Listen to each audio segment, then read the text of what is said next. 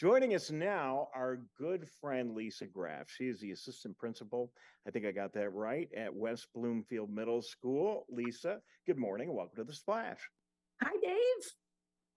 Hi, Lisa. Thank you for being here. We got a really big day coming up on Monday. It's the State of the Communities, where we get all of our elected officials together, our leading elected officials from our communities in our viewing area. And we are so thrilled to be coming over to your place on Monday, the all new, brand new auditoria at West Bloomfield Middle School. Thank you for being such a gracious host. Of course, we love hosting it and we love showing off our new building. Well, it's a great building. We've done a number of events, the Heroes Breakfast. We did a program for Pastor Jack Freed after his passing, and it's always worked out really well. And thank you. We obviously were together yesterday, you know that. And let me tell you, everyone who's watching right now, if you've not been in that room, it is awesome. There's a beautiful, huge stage. We're going to have it all decorated up. Lisa was hitting all the buttons yesterday and getting everything set up with all of the audio visual, and it's going to look kind of like a major national political event like you'd see on CNN or one of the other MSNBC. We've got it all decorated out, but Lisa, more important, it's a great opportunity for people to hear from our elected leaders. And your enthusiasm for this project over the years has always been very high. I really appreciate that.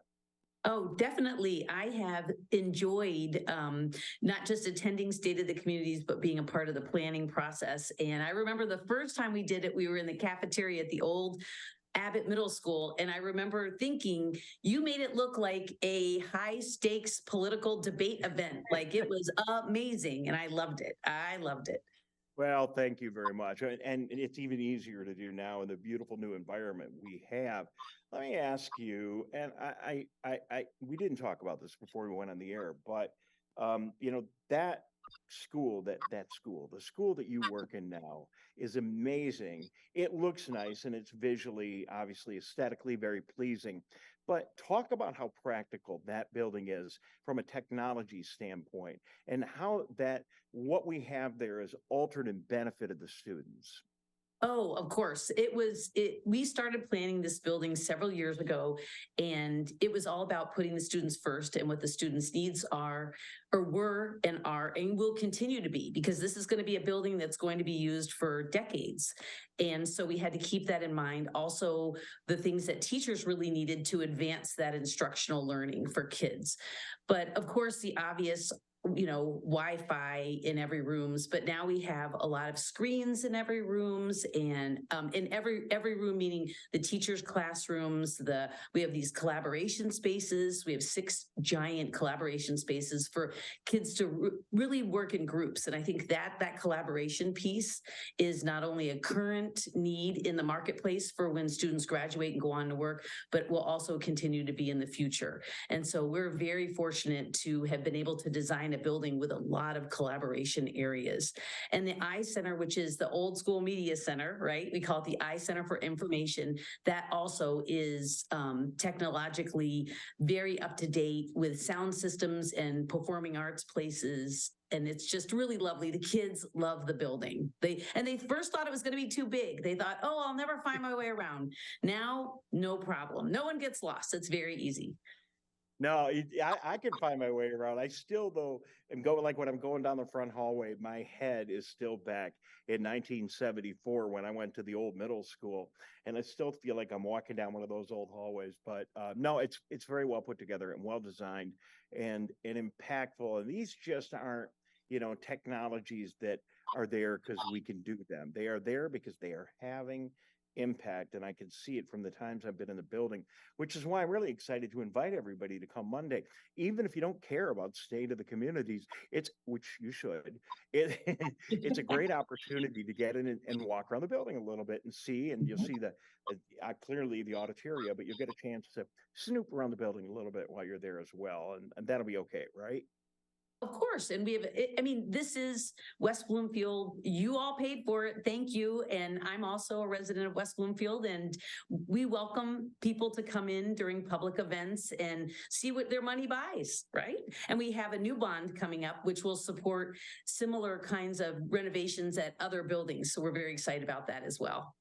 Well, and that information is beginning to be shared in the community. Mhm. And Dr. Bazzi will be with us on stage. So she's one of our 5 leaders that will be there to talk about things that are going on in the community. So this year, our lineup includes Norm Finkelstein, the mayor of the city of Orchard Lake, Jim Cowper, the mayor of the city of Sylvan Lake, and I should say the city of Orchard Lake Village. I always got to get that right. There's village and city in there. Steve Kaplan will be there, the supervisor of West Bloomfield Township, and then Rob Kalman from Kego. So, and along with your superintendent, we're going to have an opportunity to talk about the issues that are really important to our community, hear it right from quote unquote the horse's mouth. And, you know, we're expecting a nice crowd, but there aren't going to be so many people that you can't, if you come, and I really urge you to come and mingle, interact, talk to some of these folks about the decisions that they're making with your dollars in our community. And it's just a good opportunity. There'll be other elected officials. I know Noah Arbert's going to be there, our state representative, and others. So, you know, I'm selling this to the audience. This was the easiest sell when I first met you, because this is like the kind of thing that you seem to really like, and that is open government, which is what we're promoting.